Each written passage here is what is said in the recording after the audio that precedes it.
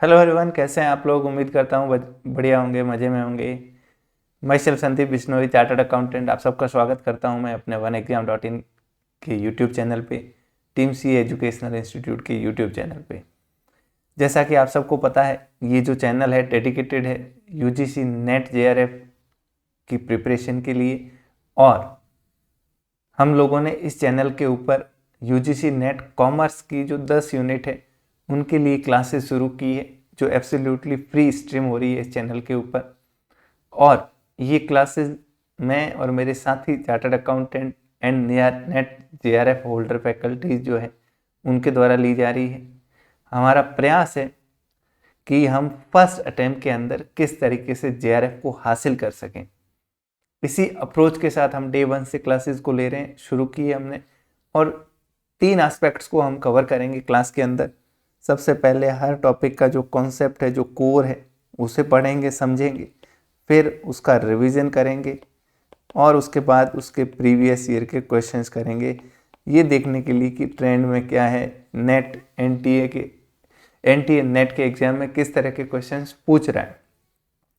जब ये तीनों एस्पेक्ट साथ में चलेंगे तब जो है हम स्मार्ट तरीके से आने वाले अटेम्प्ट के अंदर जेआरएफ को अचीव कर पाएंगे।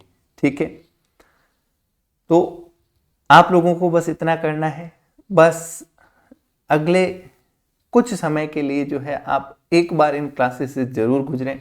अगर आप नेट जेआरएफ को अचीव करना चाहते हैं, जो जो हार्डवर्क, जो मेहनत आप कर रहे हैं, बस उसको, आपकी हार्डवर्क, उस मेहनत को राइट डायरेक्शन के अंदर आपको करने की ज़रूरत है, सही अप्रोच के साथ करने की ज़रूरत है। क्योंकि हम 55, 50, 55, 60 तक परसेंटेज वैसे भी अचीव करते हैं, लेकिन अब वहीं पे अगर कुछ डिफरेंस हम अपनी प्रिपरेशन के अंदर डालें तो हम वहाँ से जेआरएफ तक इजीली पहुँच जाते हैं। तो इसी कड़ी के अंदर लास्ट जो हमने डिस्कस किया था demand, law of demand, theory of demand, इस डिमांड चैप्टर जो यूनिट 3 है अपनी, यूनिट नंबर 3 बिजनेस इकोनॉमिक्स, उसको आज हम रिवाइज करने वाले हैं। क्विक रिवीजन होगा अपना ये पूरे डिमांड चैप्टर का। फिर उसके बाद मैं कुछ प्रीवियस ईयर क्वेश्चंस भी आपके साथ शेयर करूंगा, डिस्कस करेंगे, हम लोग सॉल्व करेंगे और ये जानने का प्रयास करेंगे किस किस वैरायटी के क्वेश्चन जो है यूजीसी हमें पूछता है। तो देखिए, डिमांड को हम शुरू करते हैं। सबसे पहले हमने देखा क्या, मीनिंग ऑफ डिमांड, डिमांड की मीनिंग। तो उसके अंदर हमें पहली चीज निकल के आई क्या, डिमांड का मतलब होता है जो भी ह्यूमन डिजायर से प्लस ह्यूमन की एबिलिटी टू फुलफिल। भाई, पहली बात तो इच्छा होनी चाहिए, डिजायर होनी चाहिए। दूसरी बात, आपके पास पैसा होना चाहिए। सिर्फ डिजायर होना इज नॉट सफिशिएंट। दूसरी चीज इसके साथ हमने ये भी देखी कि जो डिमांड है, डिमांड को हम जो है प्रदर्शित करते हैं for a given time period और एक गिवन प्राइस के ऊपर। फॉर एग्जाम्पल, 10 रुपये प्रति किलो सेव बिक रही है। ठीक है, तो हम कहेंगे अगर 10 रुपये में सेव मिल रही है तो मैं 100 किलो खरीदूंगा एक महीने की।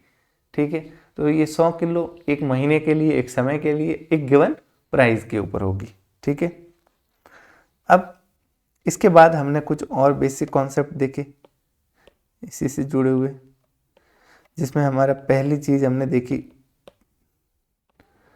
डिमांड फंक्शन क्या होता है। डिमांड फंक्शन क्या होता है, इस पे आता हूं। उसके बाद दूसरा हमने देखा individual versus market demand, individual और मार्केट डिमांड। तो इंडिविजुअल के अंदर हम देखते हैं कि किसी एक वस्तु, एक गुड्स या कमोडिटी का हम देखते हैं क्या, डिमांड, कि भाई अगर इसकी प्राइस ये है तो उसकी कितनी क्वांटिटी डिमांडेड रहने वाली है। वहीं अगर मार्केट की बात करें तो मार्केट में हम देखते हैं क्या, aggregate demand of a aggregate demand देखते हैं कि मिस्टर ए कितना खरीदने को तैयार है, मिस्टर बी कितने को खरीदने को तैयार है, मिस्टर सी। इस तरीके से टोटल जो है मार्केट की डिमांड को हम निकालते हैं, ये बोलते हैं इंडिविजुअल और मार्केट डिमांड। फिर एक कॉन्सेप्ट हमने देखा डिमांड शेड्यूल और डिमांड कर्व। डिमांड शेड्यूल जो हम ये देख रहे हैं कि ये प्राइस है, ये क्वांटिटी डिमांडेड है, ठीक है, 10 रुपये है, 100 है, 5 रुपये है, 200 है, ठीक है। वहीं अगर इसको हम ग्राफिकली प्रेजेंट करें तो ये क्या बन जाता है, हमारा डिमांड कर्व बन जाता है, और ये डिमांड शेड्यूल कहलाता है। ओके, अब डिमांड फंक्शन किसको बोलते हैं, डिमांड फंक्शन किसको बोलते हैं, तो price, income, taste, substitute, complementary, ये सारी चीज़ों का फंक्शन जो है वो क्या कहलाता है, डिमांड फंक्शन कहलाता है। डिमांड फंक्शन मतलब डिमांड जो है एग्रीगेट किन किन चीज़ों से मिलके बनती है, तय होती है। तो डिमांड जो है वो फंक्शन है किसका, प्राइस का, इनकम का, टेस्ट का, सब्स्टिट्यूट प्राइस का, कॉम्प्लीमेंट्री गुड्स की प्राइस का। तो यहाँ पे एक चीज़ आती है इंपॉर्टेंट, क्या थोड़ा सा जगह का अभाव है तो मैं यहाँ से जो है मूव करके इधर लिखता हूँ,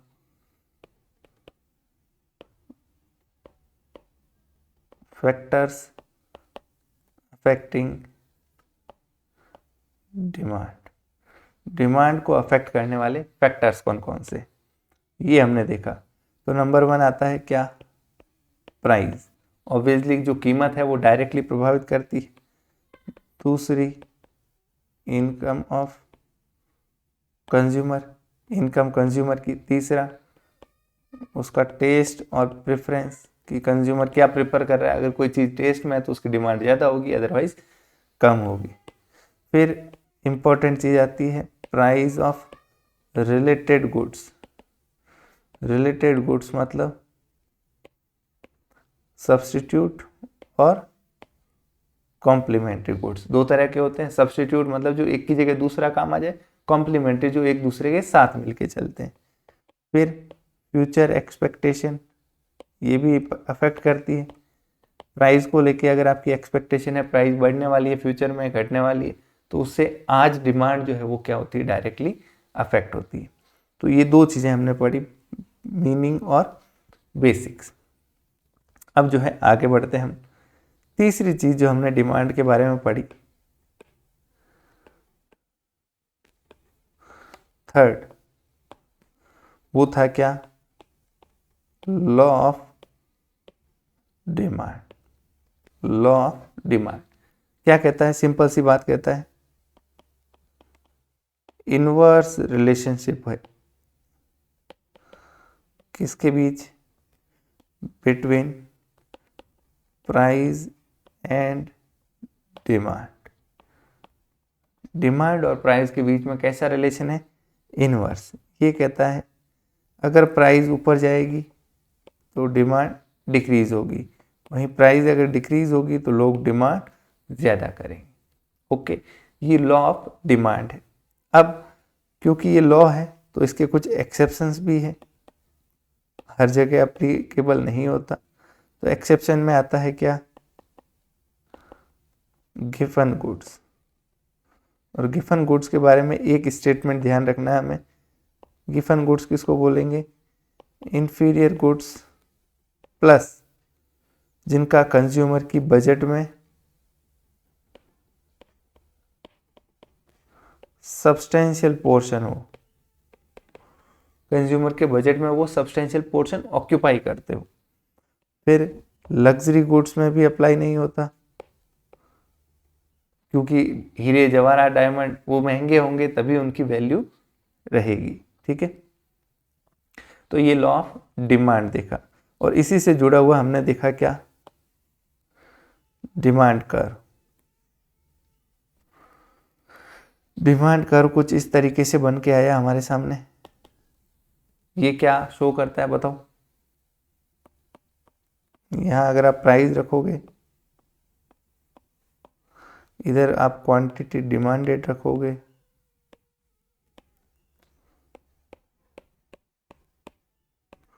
तो ये सिंपल सी बात कहता है, अगर मान लो ये प्राइस है और ये डिमांड है, ओके, तो अगर प्राइस यहाँ से बढ़ रही है, ऊपर जा रही है, तो डिमांड क्या होगी, कम होगी। मान लो ये प्राइस रहेगी तो ये डिमांड यहाँ आ जाएगी। प्राइस अगर डिक्रीज होकर यहाँ आती है तो ये डिमांड क्या हो जाएगी, यहाँ से इंक्रीज हो जाएगी। तो ये डिमांड कर्व बनता है, ओके। अब इस डिमांड कर्व को क्या बोलते हैं, कि किस तरह का डिमांड कर्व है, तो आप इससे देखिए, ये downward sloping towards the right है। कैसा है, डाउनवर्ड स्लोपिंग राइट साइड में, डाउनवर्ड इधर जा रहा है, ओके। अब नेक्स्ट चीज हमने इसमें डिमांड में देखी क्या, वाई डिमांड कर्व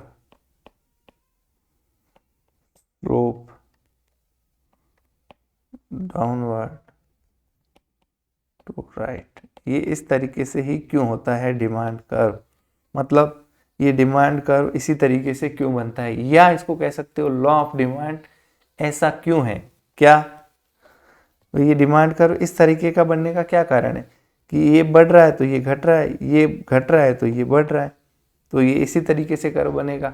एक तरफ आप ऊपर जा रहे हो तो दूसरी तरफ नज़दीक आ रहे हो, ये नीचे जा रहा है तो ये ऊपर जा रहा है, तो कर्व हमेशा ऐसे ही बनेगा, downward sloping to the right. अब ये ऐसा क्यों बनता है, इसका क्या कारण है, तो आइए उसके कारण के ऊपर हमने नज़र डाली थी और हमें क्या पता चला। सबसे पहला इनकम इफेक्ट, कुछ इफेक्ट देखे थे हमने। इनकम इफेक्ट क्या कहता है, जैसे ही कोई चीज़ जो है सस्ती होती है या महंगी होती है तो कंज्यूमर की परचेजिंग पावर इफेक्टिवली कम या ज़्यादा हो जाती है। अगर सस्ती होगी तो मेरी इनकम एक तरीके से बढ़ गई, महंगी होगी कोई वस्तु तो इनडायरेक्टली मेरी इनकम क्या हो रही है, मेरी खरीदने की शक्ति कम हो रही है। फिर सब्सटीट्यूशन इफेक्ट भी आता है कि कंज्यूमर जो है छोड़ के दूसरे प्रोडक्ट पे चले जाते हैं, जैसे ही कोई प्रोडक्ट महंगा हुआ उसको छोड़ के आप उसके सब्सटीट्यूट पे चले जाओगे। तीसरा, न्यू कंज्यूमर्स जुड़ जाते हैं। कुछ कंज्यूमर जो पहले हो सकता है 10 रुपये में अफोर्ड नहीं कर पाते थे, अब सस्ती होने पे कुछ कंज्यूमर और उसमें क्या हो जाते हैं, नया कंज्यूमर का ग्रुप जो है वो ऐड हो जाता है।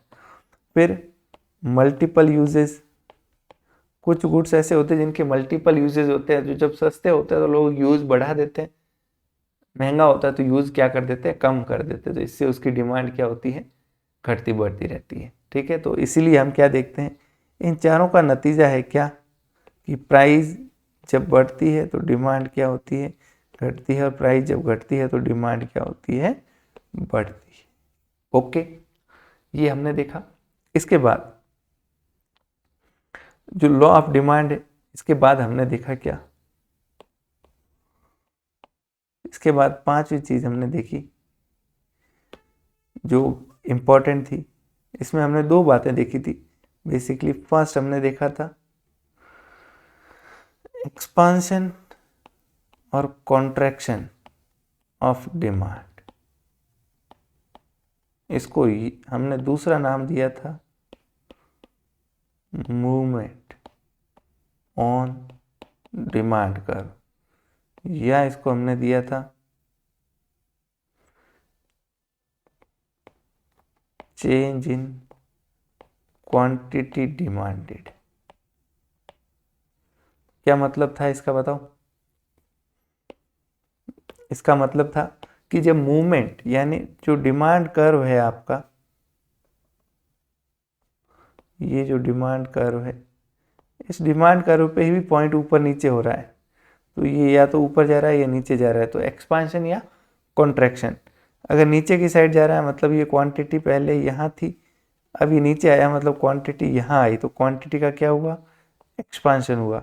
ऊपर गया मतलब कॉन्ट्रैक्शन हुआ। क्या हुआ, कॉन्ट्रैक्शन हुआ। तो ये होता है ड्यू टू प्राइस। तो एक्सपांशन, कॉन्ट्रैक्शन, ये सब जो हम देख रहे हैं, ये जो भी परिवर्तन हो रहा है जब प्राइस में चेंज की वजह से डिमांड में चेंज आ रहा है। चेंज किस वजह से, ड्यू टू प्राइस। ओके, वहीं सेकंड जो है हमने देखा इंक्रीज डिक्रीज इन डिमांड, या इसको बोलते हैं shifting of demand curve. Demand curve का क्या होना, शिफ्ट होना। ये क्यों होता है, जब चेंज होता है किस वजह से, due to other factors, price के अलावा जो फैक्टर्स है उनकी वजह से। तो यहाँ पे राइट वर्ड और लेफ्ट वर्ड शिफ्टिंग का केस देखा था हमने कि ये डिमांड कर्व है, ठीक है, या तो डिमांड कर्व इधर शिफ्ट हो गया या डिमांड कर्व इधर शिफ्ट हो गया। ओके, ये डिमांड कर्व 1 है, ये 2 है, ये 3 है। तो डिमांड कर्व या तो इस साइड में शिफ्ट हो रहा है या इधर शिफ्ट हो रहा है। राइट साइड में शिफ्ट हो रहा है मतलब इंक्रीज है, वहीं अगर लेफ्ट साइड में है मतलब डिक्रीज हो रही है डिमांड। सीधी सी बात है, ये प्राइस है, ये प्राइस है, इस प्राइस पे मान लो ये क्वांटिटी थी डिमांड की। ओके, अब इसी प्राइस के ऊपर कंज्यूमर की इनकम बढ़ गई तो वो ज़्यादा डिमांड कर रहा है, तो इसी प्राइस पे अब ये डिमांड ये हो गई, नई डिमांड, क्वांटिटी प्लस हो गई, डिमांड इंक्रीज हो गई, तो ये राइट वर्ड शिफ्ट हो गया। वहीं इनकम कम हो गई तो ये इधर आ गया, इसी डिमांड पे अब ये क्वांटिटी कर रहा है, तो ये शिफ्टिंग कहलाता है। ओके, ये हमने पढ़ा था। और इसके बाद लास्ट जो चीज़ हमने देखी,